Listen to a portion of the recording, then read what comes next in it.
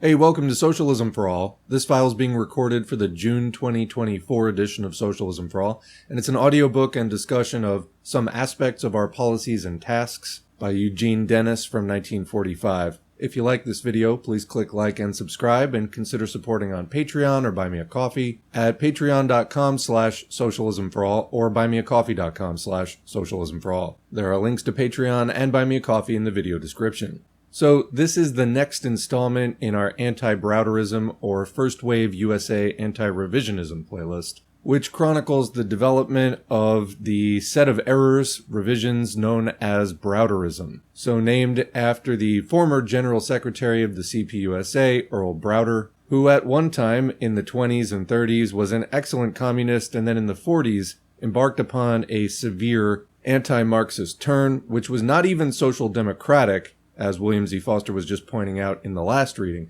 but actually just straight up liberal. This reading by Eugene was a report to the National Committee of the CPA, which was the organization which, at least for a time, replaced the CPUSA, and it was given on June 18 to 20, 1945. You can find this piece and others in the link in the video description. They are contained in a collection known as Marxism-Leninism versus Revisionism.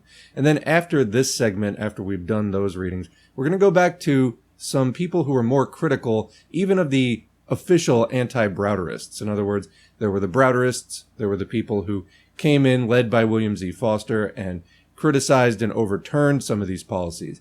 And then there were others that said this didn't really go far enough and that the reconstituted CPUSA was still riddled with a lot of problems as well.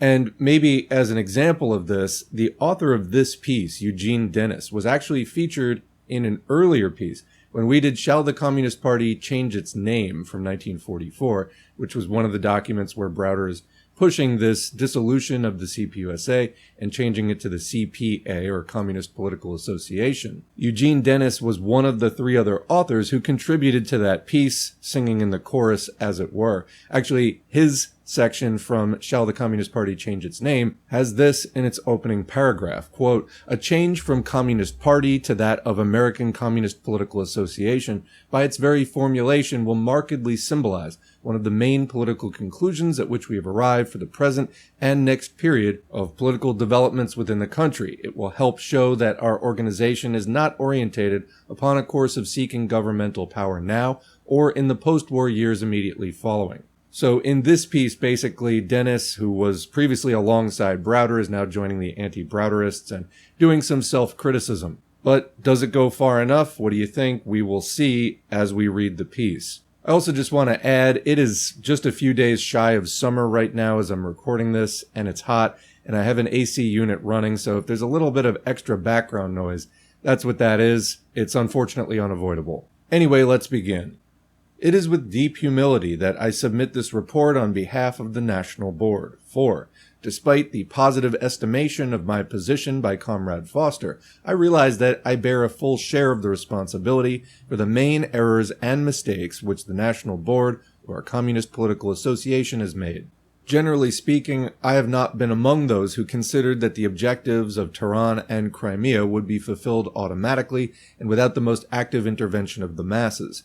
I have not been one of those who minimized the resolute struggle which must be waged against pro-fascist reaction, or who underestimated the independent role and activity of labor and the people. Yet, it is a fact that I have held and fostered certain opportunist illusions regarding the post-war role of the anti-Axis sections of monopoly capital. And in so doing, I participated in and contributed toward the main errors which our national leadership has committed. Besides, on such specific questions as liquidating the CPA in the South, as well as in incorrectly estimating the significance of the Labor Management Charter, I bear a particular responsibility. Moreover, while I have taken issue with and opposed a number of individual and separate mistakes which the collective leadership of our association committed, it should be recognized that I did not draw the full conclusions from these, nor did I fight as effectively and consistently as was required. Like most other comrades in our leadership, I have always endeavored to preserve the unity of our communist movement as the apple of our eye. But in this connection, I have sometimes tended to overlook the essential fact that communist unity must be forged without making any concessions on questions of principle, even, quote, minor or, quote, temporary ones. In comment, you can see a piece by Lenin titled Unity on that very topic. We have it on the channel. Continuing, in view of this, I wish to re-emphasize that I submit this report with a profound sense of humility and with a deep realization of my own responsibility for the errors which our National Board has made. With these introductory remarks, I shall now proceed with my report, and I am sure that all comrades will appreciate the fact that this report embodies not only my personal views and deep convictions, but likewise the general viewpoint of the majority of the National Board. The main reports and documents upon which our discussions are based are already before you. These are the draft resolution of the National Board adopted on June 2nd, the article of Comrade Duclos, Comrade Foster's report to this plenum, as well as the highly important political letter which Comrade Foster submitted to our National Convention in February 1944. From these, the following facts are self-evident.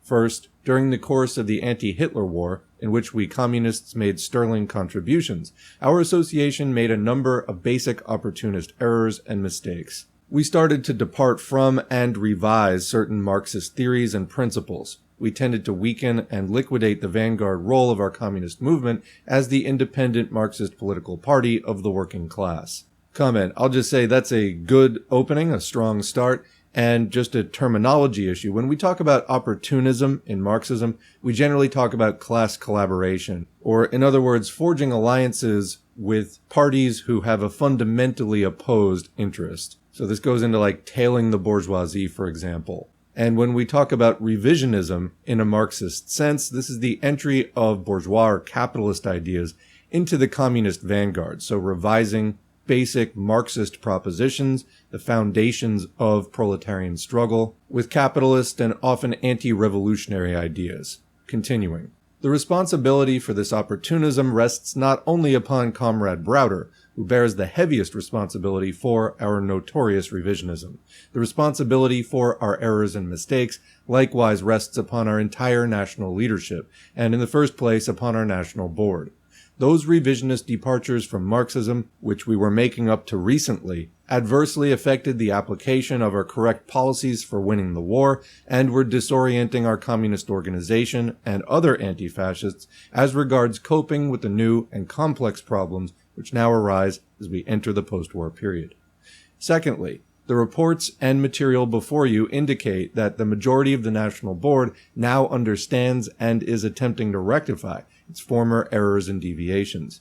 Aided by the wise and invaluable counsel of Comrade Duclos, comment a major French communist theoretician, continuing learning from our own experiences and the latest international developments, and helped greatly by the essentially sound position of Comrade Foster, who warned us some 17 months ago of the dangerous opportunist path which we were embarking upon, we have begun to overcome our mistakes and correctly to reorient ourselves in the association. Already, most of the National Committee and the overwhelming majority of our leadership have expressed themselves decisively and enthusiastically in favor of the main viewpoint of Duclos' article and the main line of the resolution of the board. However, the fact also remains that Comrade Browder, as well as those relatively few comrades who continue to support his erroneous, non-Marxist theories and policies, are resisting the rectification of our past mistakes. Comrade Browder stubbornly clings to a false post-war orientation. He is actively opposing the sound political line, which is now being hammered out by our National Board in conjunction with our membership. In so doing, Comrade Browder is compounding his previous errors and embarking on an even more dangerous course, a peculiar kind of non-Marxian isolationism and American exceptionalism.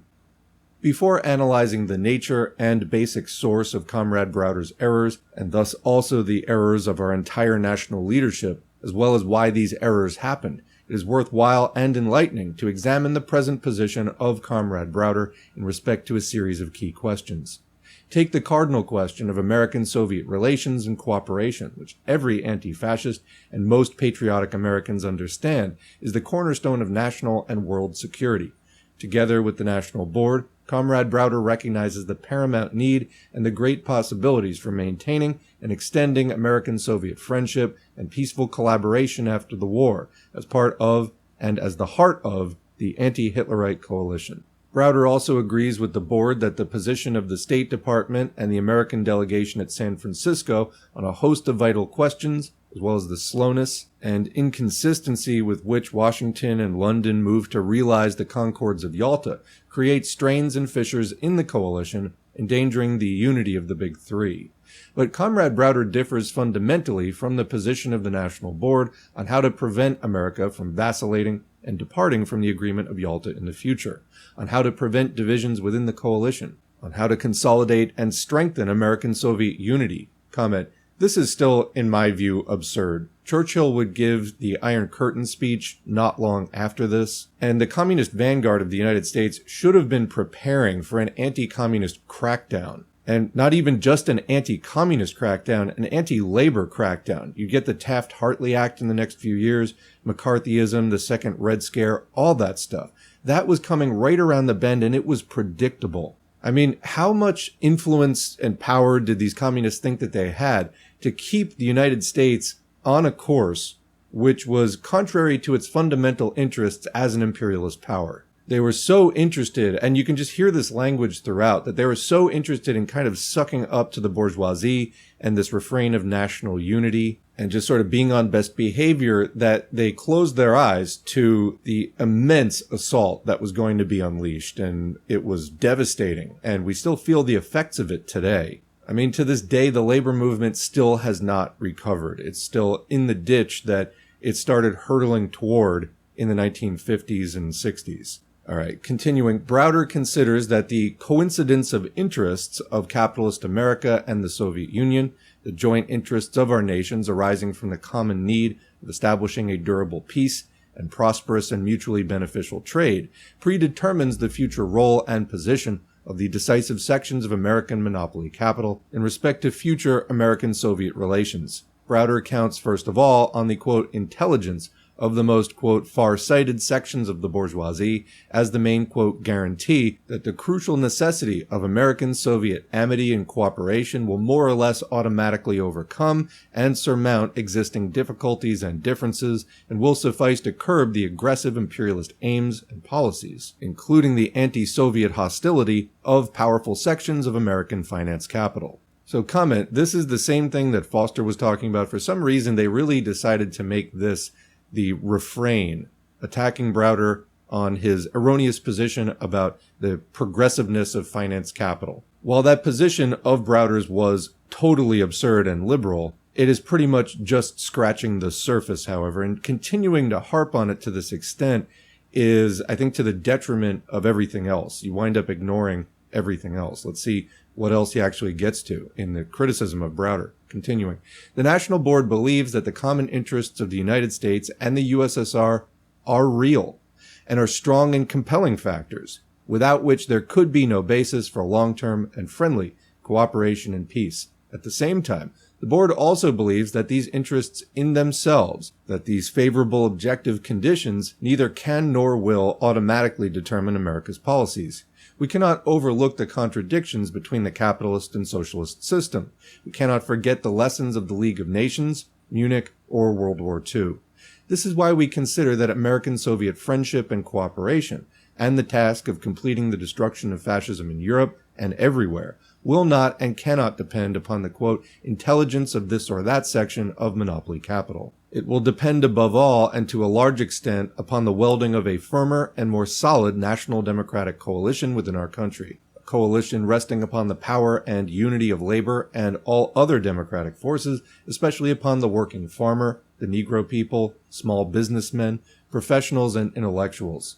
In this connection, we also take into account the fact that there are still certain influential capitalist groupings, which for one or another reason support the Crimean decisions, and we consider that it is possible and necessary for labor and the popular forces to fight for these objectives together with such capitalists. But equally, we believe that labor and the people cannot rely on any capitalist group or elements to maintain a steadfast position or to struggle against fascism to the end. We believe now more than ever that within the camp of national unity, within the National Democratic Coalition, labor, together with other progressive forces, must not only be the backbone and the main driving force, but must play the leading role. Commenting, no matter how sensible this may be crafted to appear to non-communist elements. It was not going to work, it didn't work, and now we're here. You're taking an advanced country with a developed proletariat like the United States, and you're trying to drown it politically in a class collaborationist coalition, which is not necessary. In other words, you have the numbers to stand on your own in the first place, and furthermore, it's leaving the proletariat more open to all the kinds of social chauvinism and other things that the imperialist United States is already, by this point, trying to suck them into. I mean, this is basically the conclusion of that's where Browderism in large part came from. So, yeah, I don't really see this correcting that. But continuing, further, in respect to the decisive question of American-Soviet relations, the National Board likewise differs from Comrade Browder in two other important respects.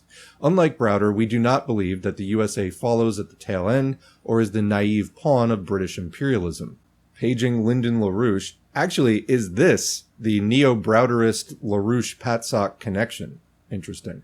We consider, while world capitalism has emerged from this war weakened by the defeat of Hitler Germany and will be further weakened by the defeat of imperialist Japan, that the USA is emerging from the war as the strongest imperialist power, economically, militarily, and politically. Comment, so what is it going to do then? It's going to try to stop the advance of the world socialist revolution by hook or by crook, any way it can. So, are you going to prepare for that? I'd really like to hear some discussion of that. Continuing, the U.S. is not the servile and junior partner of the British Lion. Quite the contrary. Furthermore, in the post-war period, U.S. and British economic and political rivalries are bound to sharpen and become more acute. In fact, after the war, Anglo-American rivalry and contradictions will constitute a main source of conflicts, endangering world peace and stability. Did this happen? And in the struggle against its chief imperialist rival, the U.S. will play an increasingly aggressive role. However, we do not conclude from this that all is hopeless, that America inevitably and irrevocably will come forward only in a reactionary and pro-fascist role in the world of tomorrow. The relationships of international forces and the strong progressive currents within our country are such that it is possible for labor and all democratic forces, if they are united on an anti-fascist program and wage a resolute struggle, to influence effectively the course of America, at home and abroad. The point is that neither American nor British imperialism will be weakened, nor their reactionary conflicts and aims thwarted by Browder's appeal to their, quote, intelligence and, quote, true class interests, nor by his fantastic blueprints designed to soften their antagonisms, to divide up peacefully the world market, or to arrive at arrangements whereby Downing Street would voluntarily liberate the British Empire. American, just as British imperialism, will be weakened and curbed, particularly when the American working class and people, by their unity and struggle, weaken and undermine the position of the most reactionary and aggressive forces of finance capital, and establish closer and firmer unity of action with the freedom-loving peoples of all lands. Just want to comment here again, this is also abstract. What did they do after World War I? Well, they did the Red Scare. Why are you not preparing for that again? Why are you, again, continuing to paint this overly rosy picture? But continuing, moreover, we of the National Board cannot agree with Browder's fatalistic position and his arbitrarily chosen alternatives of the future course of world development. For instance, we do believe that if the imperialist bourgeoisie of the US and Britain reneged on Crimea and were to force a rupture in American-Soviet-British relations, that this would engender new aggressions, great suffering, damage, and untold hardship for the world, and not least of all for the American people. This is why everything must be done to preserve and strengthen the unity of the Big Three. Yet we cannot agree that the only alternative to Browder's concept of the Grand Alliance is chaos, anarchy, and the end of civilization. Browder has not yet drawn all the necessary conclusions from this war of national liberation in which there has emerged a stronger and a more influential Soviet Union, a new and democratic Europe, and a stronger world labor movement. These historic developments certainly are an indispensable part of the world of reality. They are an essential basis and an organic part of the anti-Hitlerite coalition, a part and basis which has already created an entirely new relationship of world forces, irrevocably strengthening the cause of world democracy and national freedom. In this connection, it should not be forgotten that out of this war there has also emerged a stronger and more influential American labor movement. The supreme task now is to forge labor's unity of action, locally and nationally, and to make American labor fully conscious of its vanguard role and its immediate historic task to complete the destruction of fascism, and toward this end to effect decisively, in alliance with all democratic forces, America's policies, both foreign and domestic. This admittedly is no easy task, for the labor movement is sharply divided, and the Greens, Walls, Dubinskys, Hutchisons, and Lewises still retain positions of great power. However, the conditions are ripe, and the need is so great that it is now possible to make new advances in welding labor's anti-fascist unity. This can and must be done. Next, take the question of the slogans of action set forth in Part 1 of the draft resolution of the board. With certain reservations and one basic difference, Browder alleges that he could agree with this immediate program of action. Leaving aside the, quote, reservations, what is Comrade Browder's stated and most basic disagreement with the slogans of action? Browder claims that the National Board has omitted what he terms the decisive question of any national unity program for the post-war period, namely the question of markets. Browder still contends that the solution of post-war markets, especially of foreign markets, on a scale capable of absorbing the entire productive output of U.S. wartime industry and production levels, remains the key and heart of any sound reconversion and post-war plan for securing economic prosperity. Obviously, the question of markets, both foreign and domestic, is not unimportant, especially as these will have a pronounced effect upon the post-war levels of production and employment in the USA. What then, let us ask, are the prospects for expanding American post-war trade in the immediate post-war period? For one thing, the defeat of German and subsequently of Japanese imperialism, as well as the vast destruction of property, plant capacity, and capital goods during the war, will enable both the US and Great Britain to increase their share of the world market in comparison with pre-war levels, particularly during the first period of rehabilitation and reconstruction, though it must be emphasized that this will take place under conditions of sharpened Anglo-American rivalry, and sooner or later under circumstances of a depression and a cyclical crisis. However, to realize the great possibilities which are now open for considerably extending American foreign trade, possibly from $7 billion to $10 billion annually during the early post-war years, as well as to achieve a level of exports for a longer period of time considerably above the pre-war level of 1939, it is necessary, as the resolution of the board proposes, to achieve the following conditions. A. To ensure a stable and long-term peace. B. To guarantee that liberated Europe develops further along democratic, anti-fascist lines. C. To promote a free and democratic Asia. D. To extend American long-term and low-interest credits and loans to all democratic nations for purposes of economic reconstruction and industrialization, and on the basis of non-interference in the internal affairs of these nations. Undoubtedly, the various proposals in the resolution which are designed to promote international economic cooperation and world trade can and should be implemented. Equally, it may be necessary to augment that section of the resolution dealing with reconversion and how to promote the fight for 60 million jobs. But it is the firm opinion of the board that on the question of markets we cannot adopt the amendments and alternative economic proposals and concepts which Comrade Browder now advances, and which are essentially the same as those he set forth in his book Tehran. This is our considered opinion because Browder's post-war economic views contain, among other things, two basic flaws. Firstly, Browder remains obsessed with the idea that the way to improve the wage and living standards of the American people is to try and solve all the market and profit problems of monopoly capitalism. That is, to try and make capitalism work. Yes, that's what I'm hearing throughout this whole thing.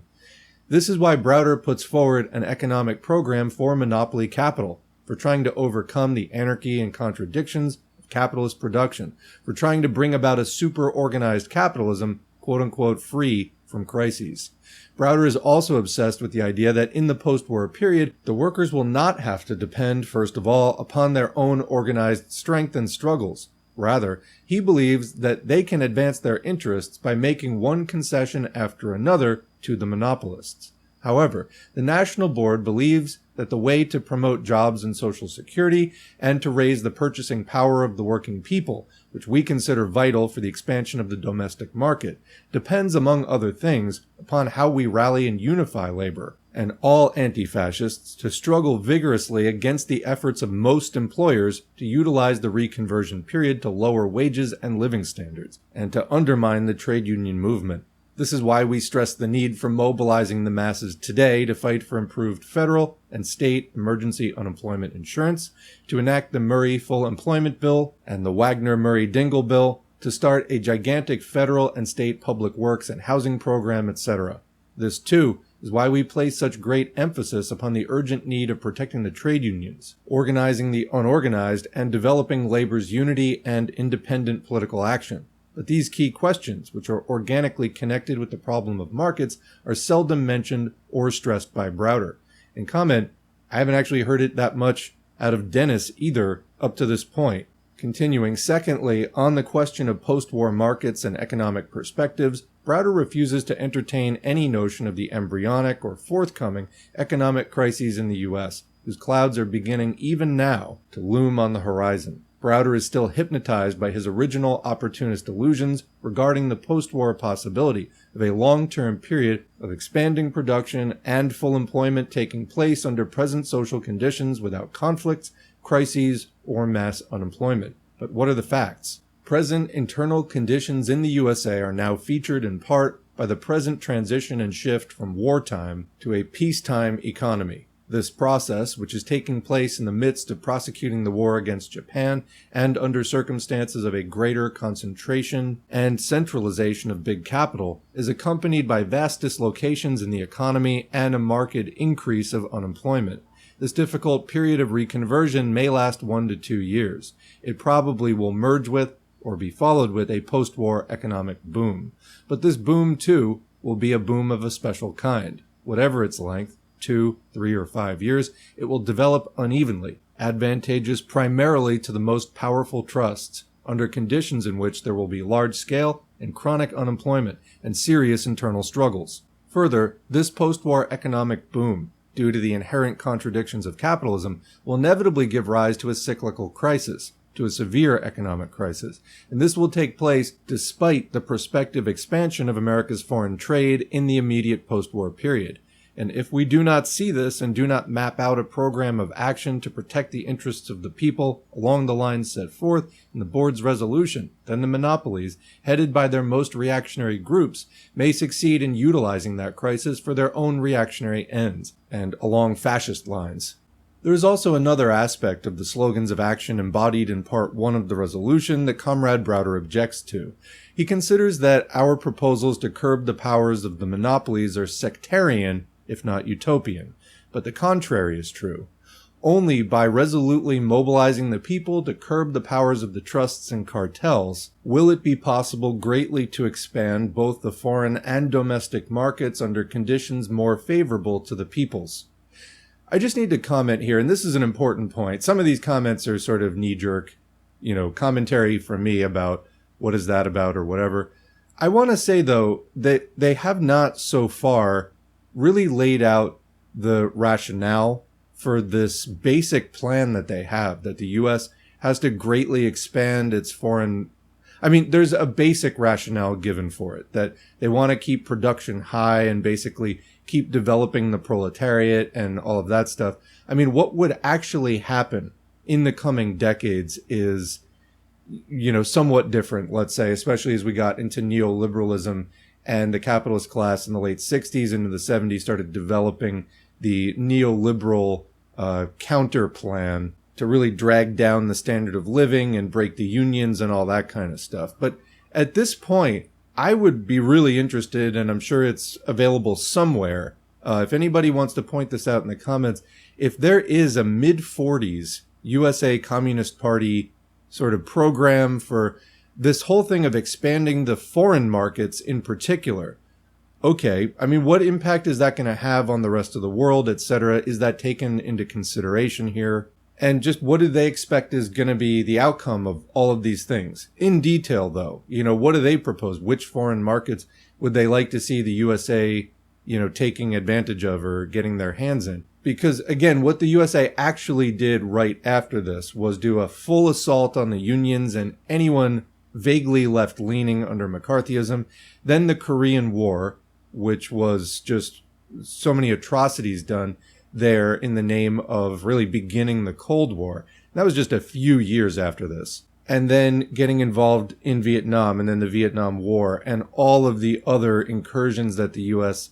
had. I mean, that was how the U.S. actually kept production up and helped to protect its industry, was not really switching to a peacetime economy, but just doing a permanent wartime economy.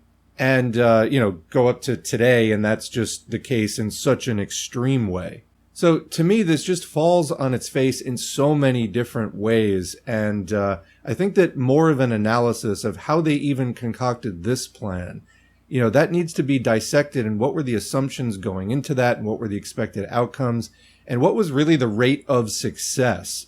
We know that Marxism-Leninism are really good at forecasting the general trends, and they have a lot of predictive power.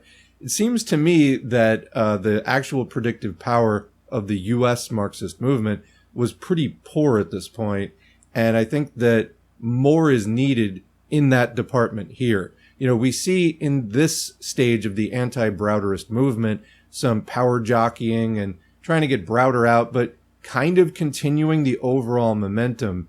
And, like I said, we're going to get into more deeper criticisms in the third section of the playlist. But again, I have such reservations even about what we're reading so far, about their assumptions and their plan.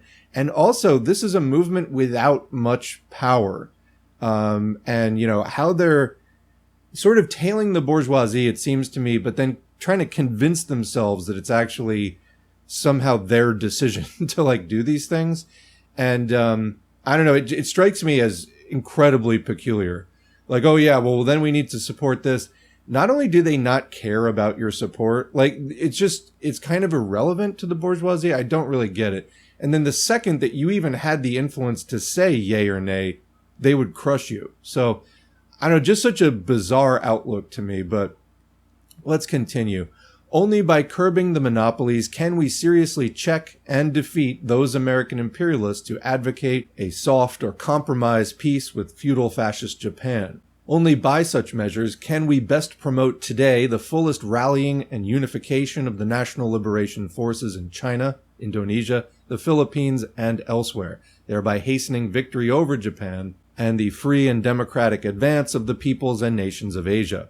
Only by curbing the economic royalists now can we most effectively prevent the restoration or unbridled predatory activity of the Anglo-American German cartels, the scuttling of the Crimean decisions and the coming peace settlement, and help to put a halt to those who want to plunder, rob, and oppress the liberated peoples. There is also, and not least of all, the question of the dissolution of the Communist Party. Oh yeah, that. Browder still believes that there's nothing to worry about in regard to this action. He even has the audacity to state now, which he didn't do some 14 months ago, that he realized when the decision to establish the CPA was taken that this might cause difficulties for a number of communist parties in other lands in the trying days of their national liberation struggle.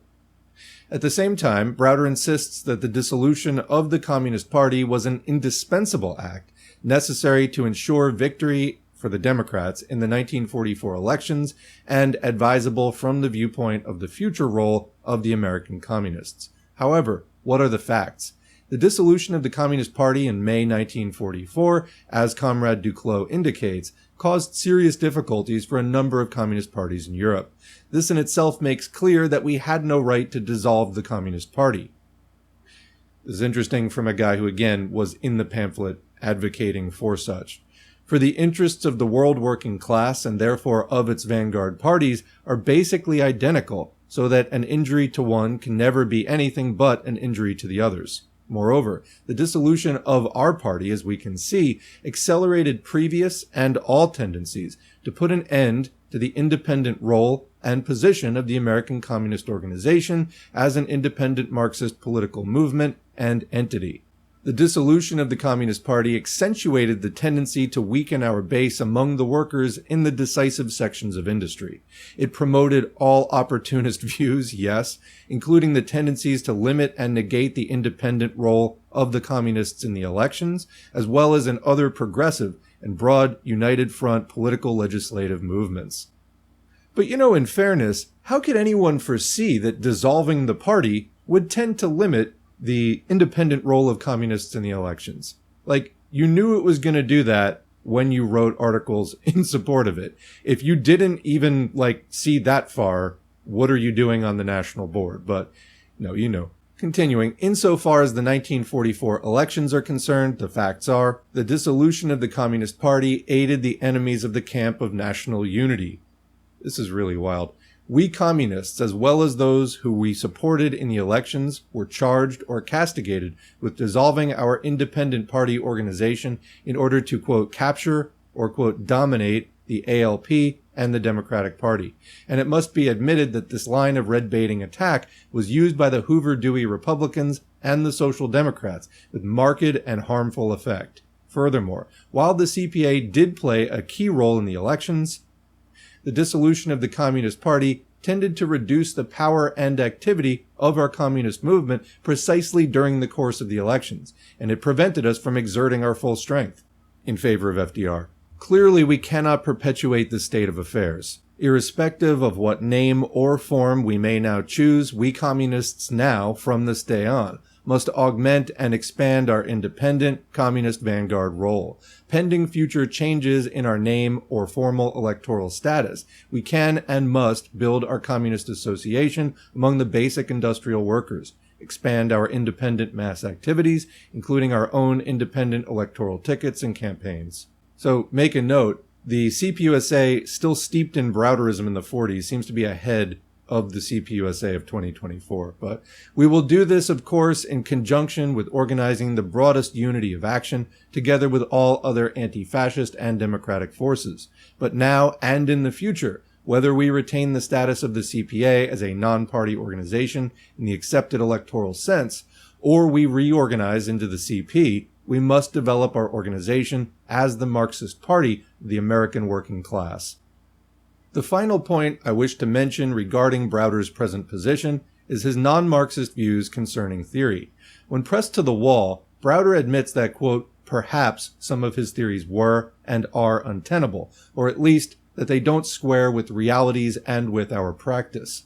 Further, Browder claims that even if we made mistakes on the theoretical front, these were not so serious because we American communists performed virtual miracles in our mass work, such as during the 1944 elections.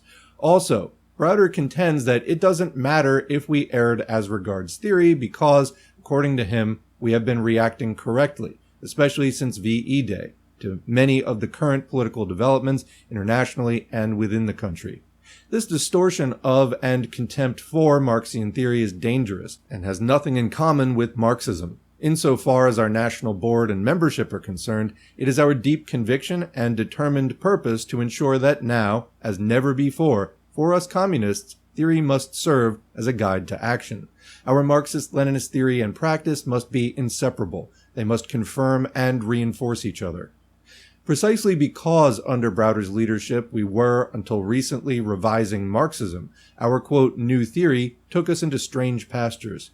We were tending to slide into the swamp of Bernsteinism and Kautskyism, and naturally our, quote, new theory failed to equip our association and our friends to foresee and to meet in time the new changes in world and national affairs. And I would say that's not quite entirely in the past tense, given some of the things that are still being written in this article. We were not forearmed for the new tasks with which we are now confronted. We were reacting to certain events, such as at the San Francisco conference, etc., piecemeal, in an isolated and limited way, and without vision and all-around clarity, without displaying the required political initiative. Because of our erroneous theoretical conclusions, we did not adequately arm politically the American working class and all anti-fascists for the new tasks now arising. Some say, however, that despite our opportunist errors, possibly we could meet and correctly adjust ourselves to many aspects of the present changing situation, and that our practice would inevitably have led us to correct our theoretical mistakes. But the fact remains, because of an incorrect theoretical position, we were lagging behind events. We were acting spontaneously and without that essential communist compass, Marxist foresight and insight. But to continue, what, we should ask, was the basis of the opportunist errors, not only of Comrade Browder, but also of the entire national leadership? The root of our revision of Marxism arose essentially from an erroneous estimate of an attitude toward monopoly capital. If you think that is essentially the root, I'm not really sure quite how to help you at this point, but okay, in my view at least. Especially toward those sections of big business which supported the military defeat of Germany. Did our mistakes consist in cooperating with the win-the-war sections of big capital to speed the military defeat of Nazi Germany in the Axis? Did they arise from collaborating in a broad national electoral coalition with those capitalists who wished to re-elect Roosevelt? Did our errors flow from our efforts to utilize and sharpen the divisions and contradictions within the ranks of capital, so as to try and isolate and defeat the pro-fascist cliques headed by DuPont, Hearst, and McCormick? Obviously, the answer is no. I think that is debatable. Anyway, then, from what did our fundamental mistakes arise? And I'm really on the edge of my seat here. Our errors arose, for one thing, because we tended to forget why the main sections of American finance capital entered the war. Is this like Marxist kindergarten class? Honestly, I don't understand how these are the most advanced Marxist thinkers in the United States at this point. I just don't see how that could have been the case. But we forgot that the monopolists did not participate in the war against Hitler completely to destroy fascism, to eradicate its social and economic roots. You forgot that? What? Rather, they came into the war against the Nazis in order to prevent German world domination and also to eliminate or weaken an imperialist rival. Of course, their pro-war position coincided with the immediate interests of the American people, even though there was no reason to assume that these big capitalists would fight consistently against Hitler or to the end against Hitlerism. Our opportunist errors arose because we lost sight of the fact why the Roosevelt and Churchill governments, and the bourgeoisie supporting them, entered into the agreements of Tehran and Crimea. We forgot that the USA and Britain became partners of these accords primarily because of the military necessity, because of the given relationship of world forces, and because of the strong and powerful anti-fascist sentiments, objectives, and determination of the American and British peoples. Again, commenting, I think that, the line between trying to inspire or almost, to win support, basically, but kind of by flattering and buttering up the American people without taking a cold, calculated analysis of where America was at this point. It sickens me to watch the communists, running after some sort of bourgeois respectability here, when, again, they're leaving the door wide open to the Red Scare that is literally just years away at this point. It's like they're just addicted to this sort of this pursuit, again, of respectability. I just don't understand it. You are what you are. The people who hate you are going to hate you. And it's going to take, moving mountains to change that, if ever. And you also don't have any power to, do any of these things that you're trying to decide policy about. It's like the whole thing is a LARP. It's like it's all make-believe. So, hearing not some, there's references here and there to talking about trying to build up support among key sections of the industrial proletariat. Yeah, you need to build your power. They're acting like, they're just playing some strategy game here. And, that is basically the level it's on. They don't have the real power. They're not doing it in reality. So this is just kind of mind-blowing to me to read this. But continuing, similarly, we did not take into account the fact that the Concords of Tehran and Yalta were, as Comrade Duclos has pointed out, diplomatic agreements. Clearly, these diplomatic agreements were political events and acts of the first importance. They were of historic significance. Yet, what we overlooked was the fact that while the USSR would honor and fulfill its pledge to the letter, as well as in the spirit, the ruling circles of America and Britain would carry out these agreements only to the extent that labor and the people, the true democratic and anti-fascist forces, spoke out and waged a resolute and an effective struggle. Again, you forgot that, as well as to the extent that the relationship of international forces compelled this. Our revisionist mistakes, just, honest mistakes, somehow, consisted further in the fact that even during the wartime period, while correctly cooperating for victory with the win-the-war sections of capital, we often tended to rely upon these sections of capital. We did not adequately criticize or counteract their vacillations. We did not systematically and sharply enough oppose their concessions to pro-fascist reaction. We did not maintain at all times our own independent position. We were influenced negatively by illusions regarding the, quote, intelligence and, quote, far-sightedness of the so-called pro-Roosevelt sections of capital. And, again, great criticisms, but also having made these mistakes, you are not fit for leading a communist movement. Plain and simple in my view. Anyway, and in retrospect, we must admit that our recent opportunist mistakes have a long history and were influenced no little by the Roosevelt decade, by the liberal bourgeois influence which the Roosevelt era exerted upon the American labor and progressive movements.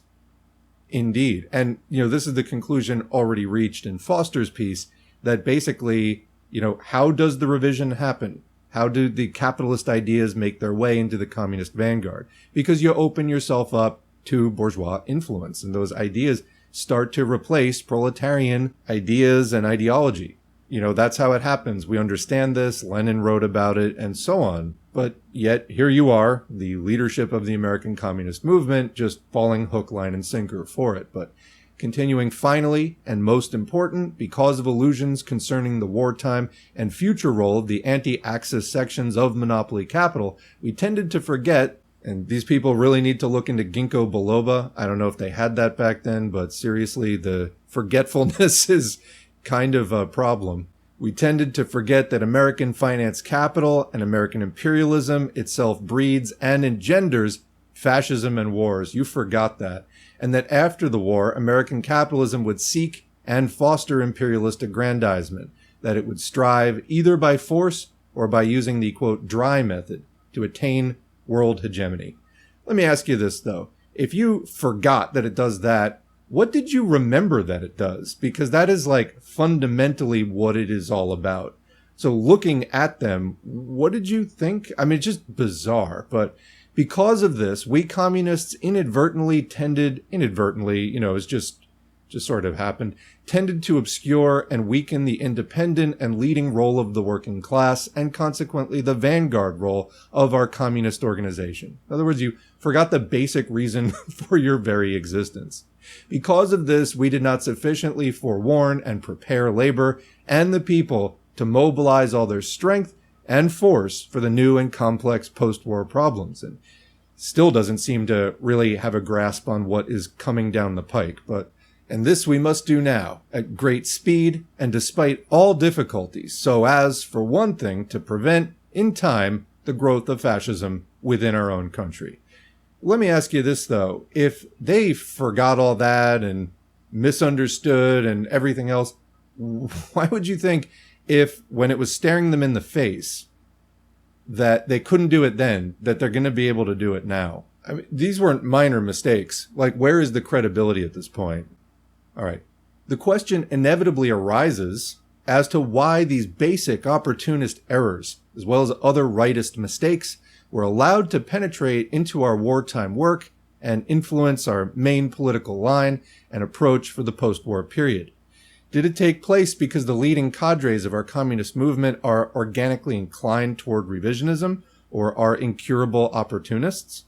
Did this take place because our leadership is bankrupt and has made little or no contributions to the struggle against fascism and reaction, or because we are devoid of Bolshevik honesty, integrity, and devotion? Well, fear not, because to ask these questions is to answer them, and the answer is no. No, of course. Okay, I'd love to hear why they happen, but that's not why. The membership and the vast majority of our leadership are adherents of Marxism, are staunch proletarian anti-fascists who champion the immediate as well as the ultimate interests of the working class, socialism. First mention of that, I think, in this whole thing. We have made vital contributions to victory in the war, to advancing the cause of democracy, peace, freedom, and social progress. We have proved ourselves capable, albeit in varying degrees, of defending and promoting the interests of the working class, of our people and nation. Then why and how can we account for the disorienting and paralyzing opportunist influences and errors which adversely influenced our policies and mass work in the recent period? Before he explains this, if we're saying now that these are disorienting and paralyzing opportunist influences and errors, how did you not notice them when they were happening? Well, these can be explained by the following reasons and factors. 1. During and in the midst of mobilizing everything to defeat Hitler Germany and the Axis, we tended to become careless and dizzy with success. Really. We correctly devoted ourselves to achieving victory at all costs.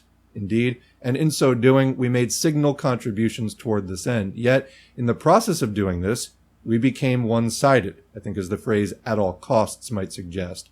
While correctly subordinating everything, indeed including Marxism, to the great objective of smashing Hitlerism and working effectively to achieve this goal, we carried on a relentless struggle to root out all sectarianism in our work. But we completely neglected to combine this with an equally vigilant struggle against opportunism. So, relentless drive for conformity with a basically opportunist program while neglecting the opportunism.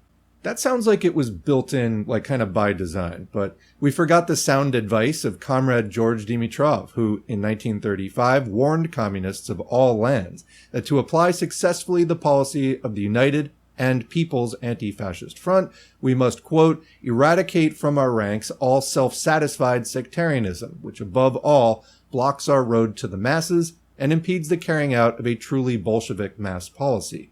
We want to intensify in every way the struggle against all concrete manifestations of right opportunism, realizing that the danger from this side will increase precisely in the practice of carrying out our mass policy and struggle, unquote.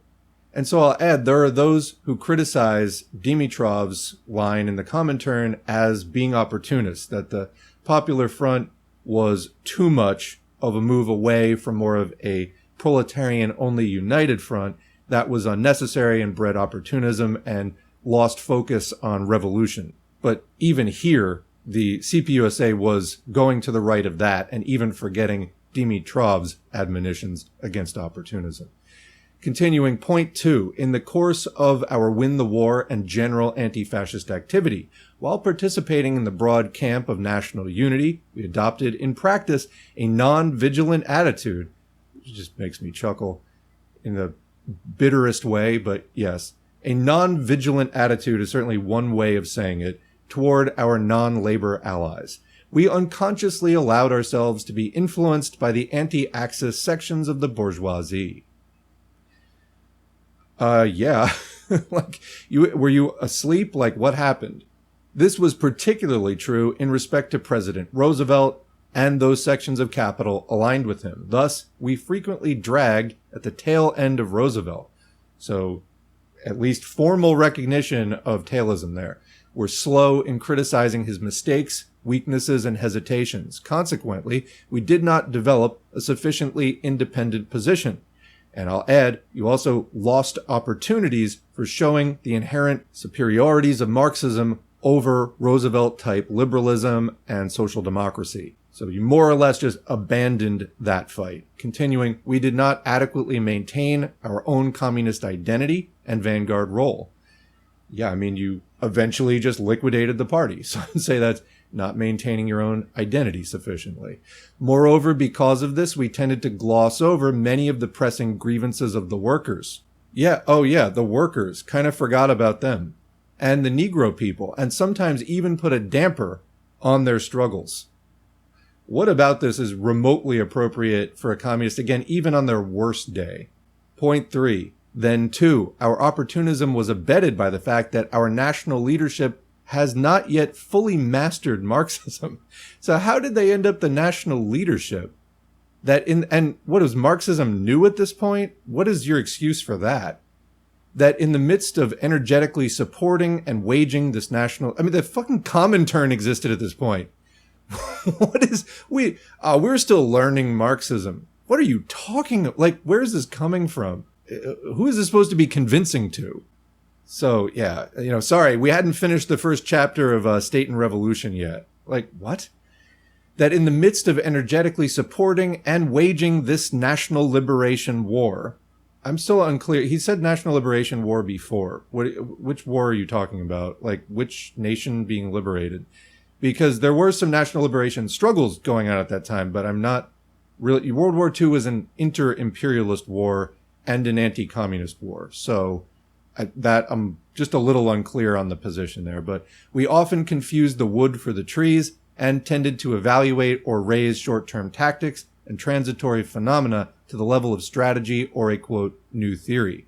And in this connection, we should ponder over the penetrating remarks of Lenin in his article, which is very short and we have it on the channel. Highly recommend Marxism and Revisionism. Quote, to determine its conduct from case to case, to adapt itself to the events of the day and to the windings of political trivialities, to forget the basic interests of the proletariat and the main features of the entire capitalist system, as well as the whole capitalist evolution, exactly, to sacrifice these basic interests for the sake of real or would-be advantages of the moment, such as the policy of revisionism.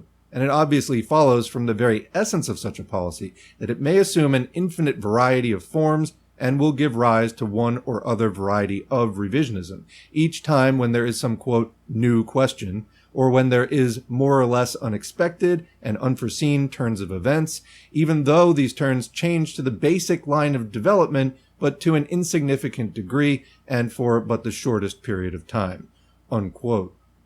Indeed, this is so incredibly basic, and that they're claiming ignorance on, we're just learning. That thing, I think, takes about 15 minutes to read. And you have to wonder, were people in the membership bringing this up? Like, hey, you're being obviously opportunist. Anyway, 4. Lastly, though not to exhaust the subject, I'll say, our errors arose because in our leading committees and methods of work, we have not yet established genuine democracy and collective work. We've only been around for a few decades, so we have tended to fall into the trap of formal democracy and self-adulation. Sounds like LARPing to me. We have confused the forging of firm, unbreakable communist unity with the creation of a synthetic unity, which curtailed criticism and self-criticism, which separated the leadership from the membership, and failed to draw most of our trade union cadres and the entire membership into the fullest formulating and executing policies. This has played no small role in feeding and prolonging opportunism and bureaucratic methods of leadership and work. What must be done now to rectify our errors most speedily, to help prevent the recurrence of such a situation within the leadership of our communist movement, and to enable our organization to fulfill its new tasks and responsibilities with dispatch and success? Well, obviously, there are a number of steps and measures which must be undertaken now and in preparation for convening at the earliest moment a special national convention. Among these are the following. 1. It is necessary to deepen and extend the democratic discussion now taking place within our association, and to combine continuous, searching, and constructive criticism with the maximum self-criticism and correction. We must guard against excesses and distortions, whether of a rightist or leftist tendency, although which seems to be the dominant and prevailing problem right now. And in so doing, we must resolutely preserve and strengthen the basic unity of our communist organization. 2. It is essential to institute everywhere full inter-party democracy based upon the principle of democratic centralism, which you probably should have done in the first place. For one thing, it is necessary to put an end to that practice where new and major policies are suddenly and without consultation thrust upon our membership and often upon the National Committee and the Board as the line and settled decisions of our association. For another, it is necessary to convert the National Committee, as well as each state committee, into a functioning and responsible policy-making and leading body. 3. It is essential to refresh and strengthen our national and state leadership with the most tested working-class cadres, with the most devoted and competent Marxists. This will require a bold policy of promotion, as well as the amalgamation of the healthiest Marxist core of the existing leadership with a new and large circle of loyal and able proletarian cadres. This will require the establishment of far closer ties between our entire leadership, the membership, and the masses. This will also require that our entire membership and all leading committees exercise the greatest political vigilance and judge each and every leader and member not alone by his or her vote or political declaration, but by deeds, by performances. 4. It is imperative that we build and strengthen our CPA as a Marxist organization, as an independent working class party. Whatever final judgment our membership may render as to the name and form of our communist organization, we must immediately fortify our organized working class base in the most decisive industries and effect a new disposition of our leading cadres to help effect this. We must expand and improve our independent communist mass work and political and organizational initiative on all fronts, on the industrial, electoral, and legislative fronts, and particularly on the ideological and theoretical fronts. 5. It is also especially urgent now that we shall organize the most systematic study and mastery of Marxism-Leninism throughout our association from top to bottom, starting with the planned study and application of the main line of the draft resolution of our National Board, with the Duclos article, as well as with Comrade Foster's letter of January 20, 1944, we must encourage and develop the widest and most profound study of the Marxist-Leninist classics, especially the reports and writings of Comrade Dimitrov, the history of the CPSU, Lenin's imperialism and left-wing communism, Marx Engels' Marxism, the Proletarian Revolution and the Renegade Kautsky, and the collapse of the Second International, and not least of all, the foundations of Leninism and Mastering Bolshevism by Stalin. 6. It is necessary that we immediately commence to examine, in the light of our discussion and resolution, all fields of work, all press, publications, and institutions led or influenced by the CPA. That is, it is essential to examine our theory and practice, as well as our cadres, in all spheres of work and in all mass organizations. 7. It is urgently necessary that we raise the vigilance of our entire movement, root out and prevent factionalism, as well as smoke out and expel all Trotskyite and other enemy agents. 8. It is equally imperative, particularly now during our inner discussion period, that we reach and clarify the broadest sections of the masses regarding our policy and tactics.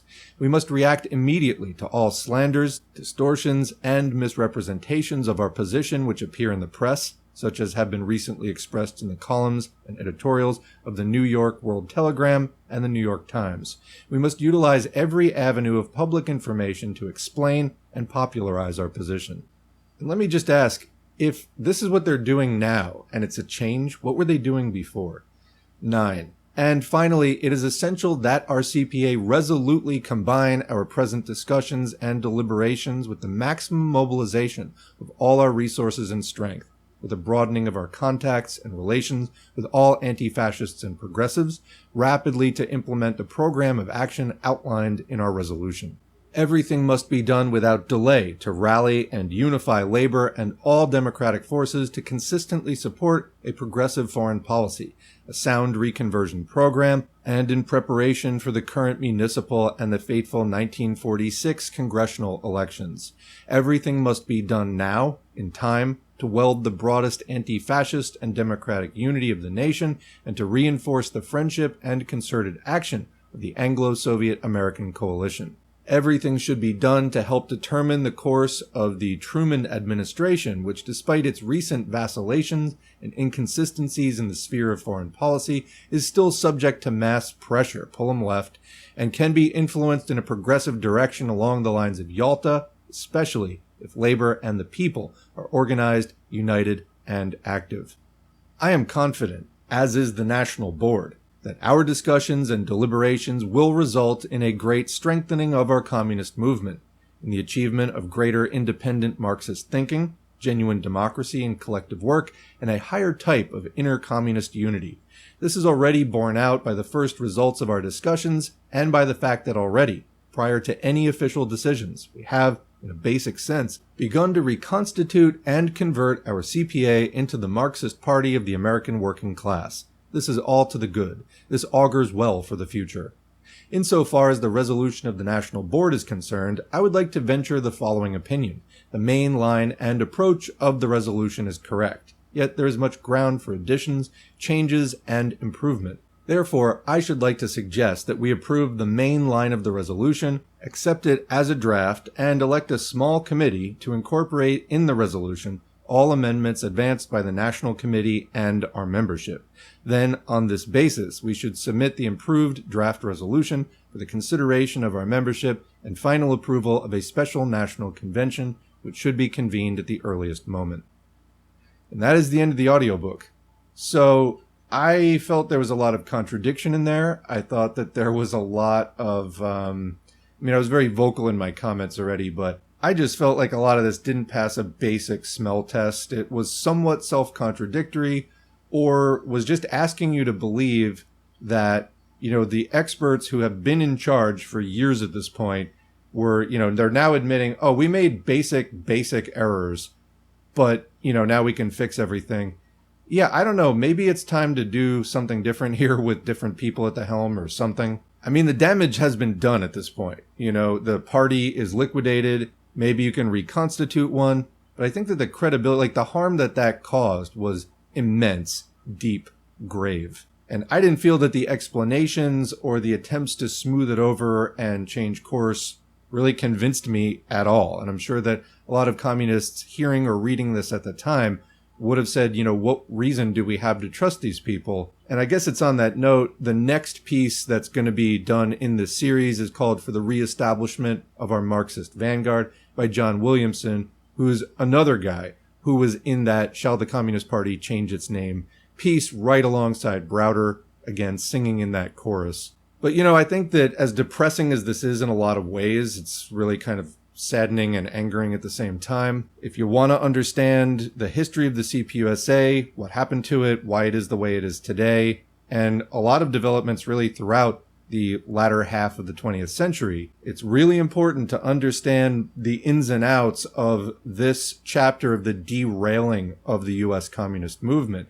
And this was, again, internal. These were decisions made by the CPUSA even before Joe McCarthy came along. But anyway, that's enough from me for now. What do you think? Leave a question or comment in the discussion area, and we will continue the discussion, as always, in the comments section. Otherwise, thanks for listening, and thanks to the current patrons and Buy Me a Coffee supporters whose names are on the screen. If you'd like to get your name on the screen, head to patreon.com/socialismforall or buymeacoffee.com/socialismforall. You can contribute for a few dollars a month or more, or a one-time donation, whichever you prefer. Every donation is encouraging. They're also materially helpful. I would make some kind of content even if no one supported, but the support allows me, and we are ad-free, by the way, so this is viewer-supported. The people who give money to this channel, they don't have to. They do it because they want to. We really appreciate it. That lets me spend more time on it, planning, recording, publishing, promoting, all that stuff, than I would be able to do without that support. So deep gratitude to everybody who has contributed to this channel and is contributing now and will contribute in the future. Beyond that, engagement counts, so like, share, subscribe. It helps to boost the channel and the video in whatever algorithm you're listening to this on: Patreon, SoundCloud, Spotify, Substack, etc. And while you can agitate and educate online, the organizing mostly has to happen in real life, so try to connect with your local left. If you're in a city, there's probably going to be multiple groups, not necessarily Marxist, and even the ones who call themselves Marxist aren't necessarily the best, but look around, see what's there, see what projects you can get involved in, see the people you can network with. There's going to be some flakes and crazies, and then there's going to be some really solid comrades as well. But you got to kind of wade through it all to figure out who's who. Get to know them, let them get to know you to an extent that's appropriate, and you may find projects that aren't openly advertised on the surface, and other people you may not have met otherwise without getting involved. History is made in large part by those who show up. That is true. So show up. Do something. Even if it's not perfect at first, even if you don't know exactly what to do, feel it out, go in the general direction, and try to get involved with people who have some experience and knowledge and whose judgment you think you can respect. Trust is also a huge one. If you're in more of a rural area, you might have to join something on more of a county or statewide or regional or even national basis. But do what you can, and again, you'd be surprised some of the ways that you might find opportunities to get involved in stuff that you just would never have come across sitting back passively. All right, thanks again for listening, and we will see you in the next video.